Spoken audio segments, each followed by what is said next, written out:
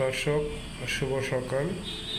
FM news থেকে আমি FM Ismail Chowdhury ছোট খবর বড় খবর অনুষ্ঠানটি থেকে আপনাদের সবাইকে সকালবেলা শুভেচ্ছা জানাচ্ছি।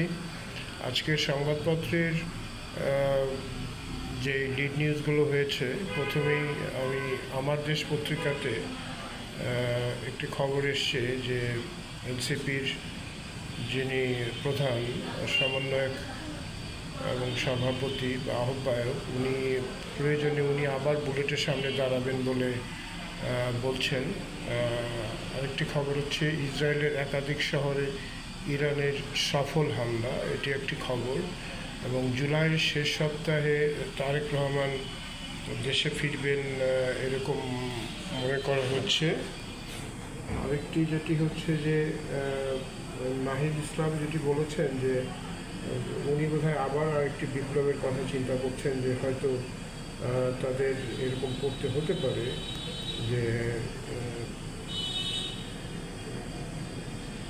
কিন্তু আমি মনে করি না যে এরকম কিছু আর প্রয়োজন হবে, কারণ দেশের সংস্কারগুলো ঠিকমতো হলে আর কোনো বিপ্লবের প্রয়োজন পড়বে না। তবে গণতন্ত্র বারবারই হোঁচট খায়। আগামী নির্বাচনে যে সরকার ক্ষমতায় আসবে, সেই সরকার যে আবার স্বৈরাচার ফ্যাসিস্ট হয়ে যাবে না, তার নিশ্চয়তা তো এখনই জনগণ পাচ্ছে না।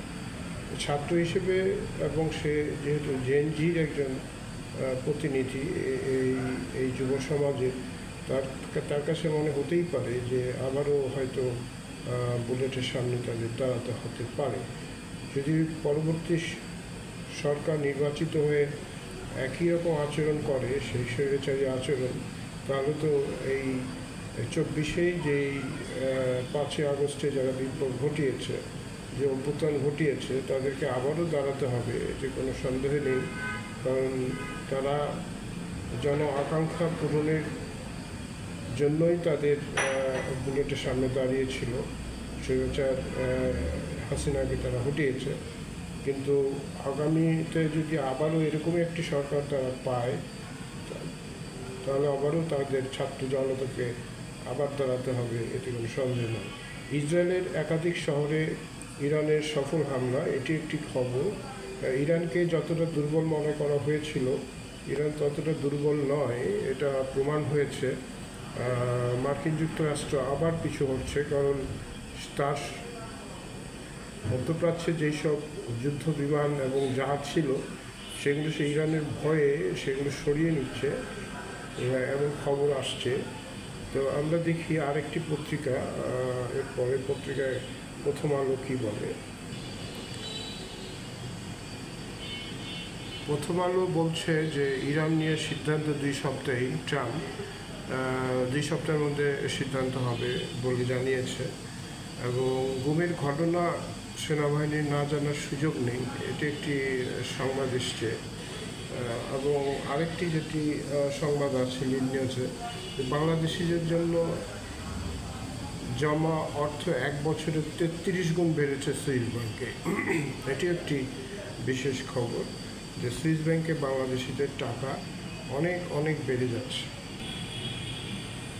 বাংলাদেশ প্রতিদিন এখানেও তারেক রহমানের খবর ছেপেছে এবং জ্বালানি খাতে বিপুল দুর্নীতির পারিবারিক উৎসবের বিষয়ে এটি বলেছেন যে গত স্বৈরাচার সরকারের সময় যেই জ্বালানি মন্ত্রী ছিলেন, তার যে পারিবারিক দুর্নীতি, এটি এখানে প্রকাশ পেয়েছে। এবং আরেকটি সংবাদ এসছে যে ধ্বংসযজ্ঞ তেল আবিব তেহরান, ধ্বংসযজ্ঞ, এখানে যে গণহত্যাটা হচ্ছে তেহরানে, এবং মার্কিন প্রেসিডেন্ট বলছেন যে তেহরানকে খালি করে দিতে হবে। এটি একটি আজগুবি কথা, মনে হচ্ছে যে বিশ্বটাই আজকে মগের মূল্য হয়ে গেছে। এবং সবচেয়ে বড় ব্যাপার হচ্ছে যে বেঞ্জামিন নেতানিয়াহু, সেও বলছে যে সে ইরানের প্রেসিডেন্টকে মেরে ফেলবে। মানে আমি ঠিক বুঝি না যে ওরা, মার্কিন যুক্তরাষ্ট্র নিজেকে একটি গণতান্ত্রিক দেশ হিসেবে তারা দাবি করে, কিন্তু নেতানিয়াহু এবং সে ইসরায়েল যে এইভাবে করে যাচ্ছে এবং হুমকি দিয়ে যাচ্ছে, তার ব্যাপারে মার্কিন যুক্তরাষ্ট্রের প্রেসিডেন্টের বা জনগণের প্রতিরোধ করা দরকার এবং জনগণকে এগিয়ে আসতে হবে। মার্কিন যুক্তরাষ্ট্রে একটি বিষয় মনে রাখতে হবে যে সেখানে একটি সরকারের সমালোচনা করার জন্য তাদের মুক্ত মিডিয়া আছে, কিন্তু এই পর্যন্ত যে ধ্বংসযজ্ঞ চালানো হলো ইরানে, সেটা নিয়ে বিশ্বই যেন কেমন একটা চুপচাপ আছে, মুখ বোবা হয়ে গেছে মনে হচ্ছে সবাই। সেটা নিশ্চয়ই কাম্য না একটি গণতান্ত্রিক বিশ্বের জন্য। এবং